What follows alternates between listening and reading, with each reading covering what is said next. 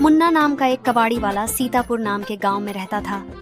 वह बहुत चालाक और बात बात पर ठग लेने वाला था। कंधे में एक बोरी डालकर गली गली चिल्लाता फिरता था। ए सीसी बोतल प्लास्टिक कॉपी किताब। अरे भैया जरा रुको तो। ये बताओ कचरा कैसे ले रहे हो आजकल?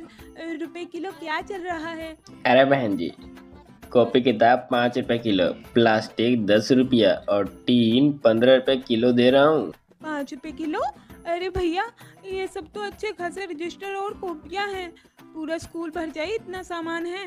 कम से कम 8 रुपए किलो तो लगाओ। अरे बहन जी, सुबह सुबह मेरा बोहनी का टाइम है, इसीलिए मैं आपको 7 रुपये लगा दे रहा हूँ। लेकिन हाँ, प्लास्टिक और टीन उतने ही रेट में मिलेंगे।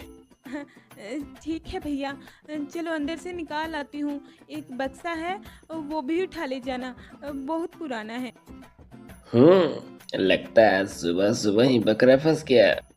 अरे क्या हुआ भैया, क्या सोच रहे हो? ऐसा करो, आप मुझे कबाड़ दिखा दो, मैं वजन कर लूंगा। चलो दिखाती हूँ। पूरे 12 किलो कॉपी और किताब है। इतना कहकर वह उसे कबाड़ दिखाने के लिए अंदर ले गई। अरे भैया, ये स्टोर रूम से जो आपको काम का लगे आप उसे वजन कर लो। तब तक मैं थोड़ा घर का काम निपटा लेती हूँ। इतना कहकर मीना स्टोर रूम से बाहर निकलकर घर चली जाती है और इधर मुन्ना कबाड़ का वजन करने में जुट जाता है। लगता है बहुत बड़ा हाथ लगा है, इसे ऐसे ही नहीं जाने देना चाहिए।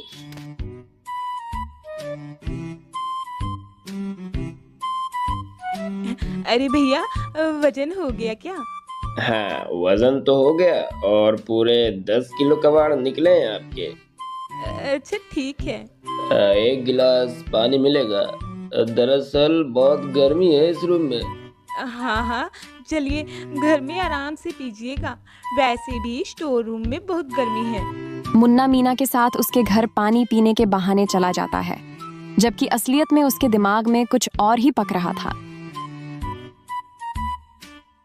आप वहाँ जाकर बैठिए, मैं आपके लिए पानी लेकर आती हूँ।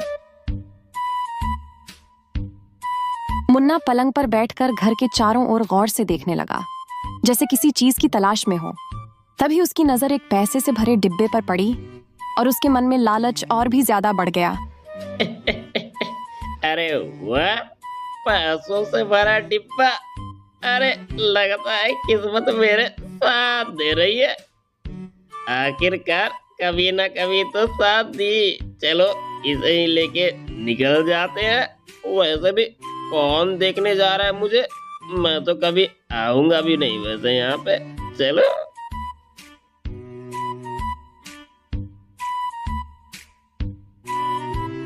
वो पैसा निकाल ही रहा था कि तभी उधर से मीना आ जाती है। लो भैया, और जल्दी से दिमाग ठंडा कर लीजिए। मीना को सामने देखकर मुन्ना घबरा गया। जल्दी जल्दी पानी पिया और बिना नजर मिलाए कबाड़ के पैसे थमाकर वहां से फौरन निकल गया।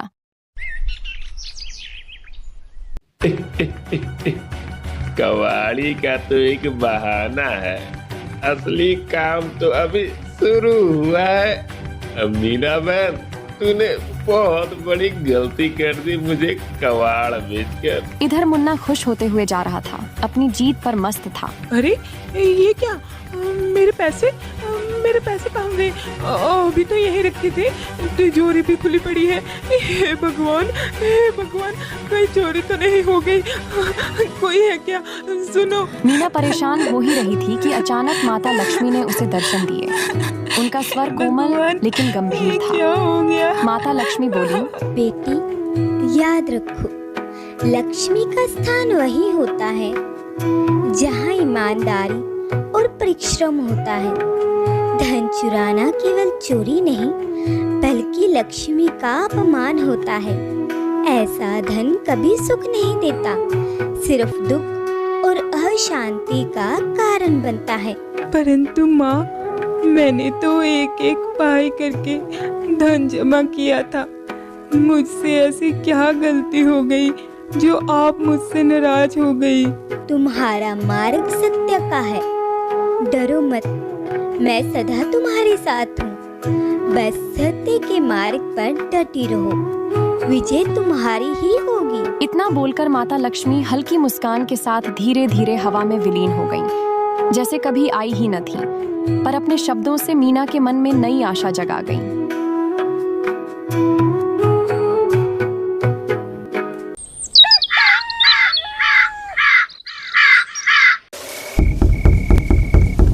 हाँ, आ रही हूँ, एक पल रुको। मीना धीरे धीरे बाहर आती है और दरवाजा खोलती है।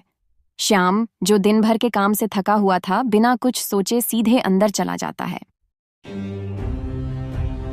अरे भाग्यवान, क्या हुआ? आज तुम्हारा शकल कुछ उड़ा उड़ा सा लग रहा है। सब ठीक तो है ना? ए जी, आपको कैसे बताऊं? मैंने जो इस महीने पैसे बचाए थे वो किसी ने चोरी कर लिए। क्या चोरी हो गए? परंतु कैसे? तुम तो सारा दिन घर पे ही रहती हो ना। मुझे लगता है वो कबाड़ी वाला चोरी कर लिया है, क्योंकि मैंने उसे एक पल के लिए अकेला छोड़ा था।